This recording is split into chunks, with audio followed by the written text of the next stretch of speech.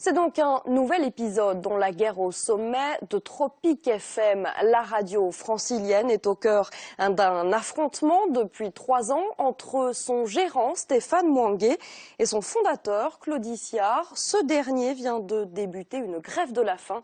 Nathalie Sarfati et François Broge l'ont rencontré ce mercredi. Claude Issiard est bien décidé à aller jusqu'au bout. Soutenu par son ami Patrick Lemur, le fondateur de Tropic FM a entamé une grève de la faim depuis mardi soir.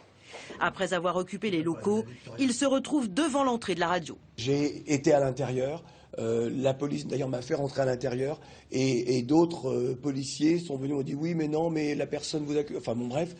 Et donc je me retrouve devant les ascenseurs. Ce n'est pas grave, au contraire, car ils empêchaient toute personne qui venait me voir de pénétrer dans la radio. Le combat de Claude Issiard pour récupérer sa radio dure depuis 3 ans.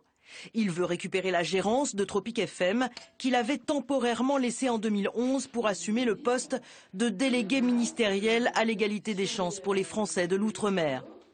Face à lui, son associé et actionnaire majoritaire Stéphane Mouangué, qui a entre-temps confié la gérance à son épouse.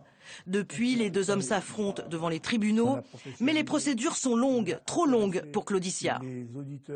Il faut accélérer à la fois des procédures, à la fois l'intérêt que les instances compétentes doivent avoir pour le projet Tropic FM et surtout pour ce conflit, ce qui se passe aujourd'hui. Je parle du CSA, je parle des tribunaux également. On doit sortir de cette situation.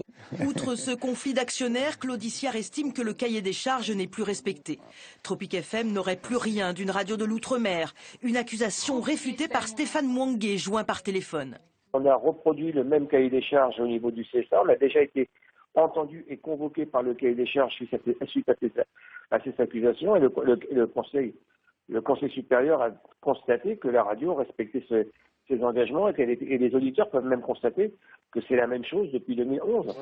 Claude Issiard est déterminé. Il restera devant Tropic FM en grève de la faim tant que le CSA ne tranchera pas dans cette affaire.